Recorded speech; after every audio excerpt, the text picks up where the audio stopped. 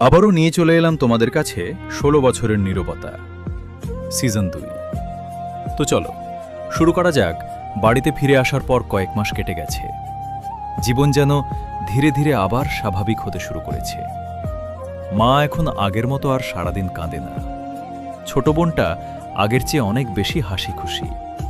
বড় ভাইও নিজের ভুলগুলো বুঝে এখন সংসারের দায়িত্ব নেওয়ার চেষ্টা করছে। বাড়ির পরিবেশটা বদলেছে ঠিকই, কিন্তু আমার ভেতরের শূন্যতাটা এখনো পুরোপুরি ভরেনি। কারণ ১৬ বছরের সেই নীরবতা আমার ভেতরে একটা অদৃশ্য দাগ রেখে গেছে। একদিন রাতে আমি ছাদে বসে আকাশের দিকে তাকিয়েছিলাম। হঠাৎ মনে হলো, শুধু অতীত নিয়ে পড়ে থাকলে জীবন এগোবে না।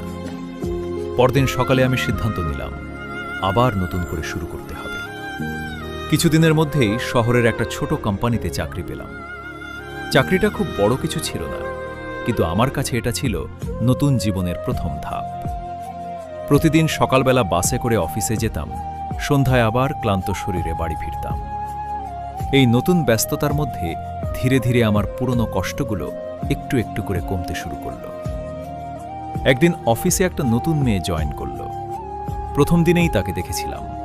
খুব সাধারণ, শান্ত স্বভাবের একটা মেয়ে। তার চোখে একটা অদ্ভুত গভীরতা ছিল, যেন সেও জীবনে অনেক কিছু দেখেছে।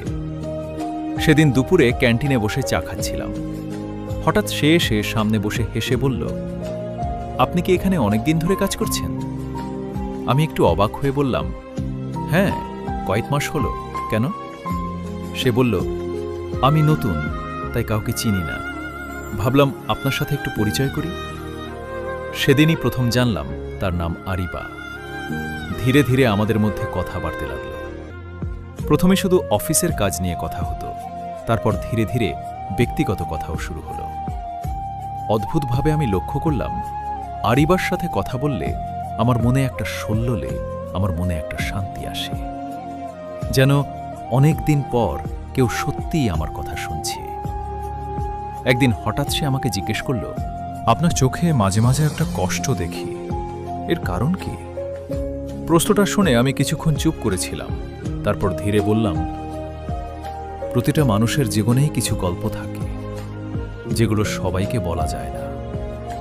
সে মৃদু হেসে বলল, তাহলে একদিন আমাকে বলবেন? সেদিন প্রথমবার মনে হলো, হয়তো আমার জীবনে আবার কেউ আসছে। কিন্তু তখনও আমি জানতাম না, এই নতুন সম্পর্কই একদিন আমার জীবনের সবচেয়ে বড় ঝড় হয়ে দাঁড়াবে। আর সেই ঝড়ের সাথে জড়িয়ে থাকবে ১৬ বছর আগের সেই পুরনো রহস্য।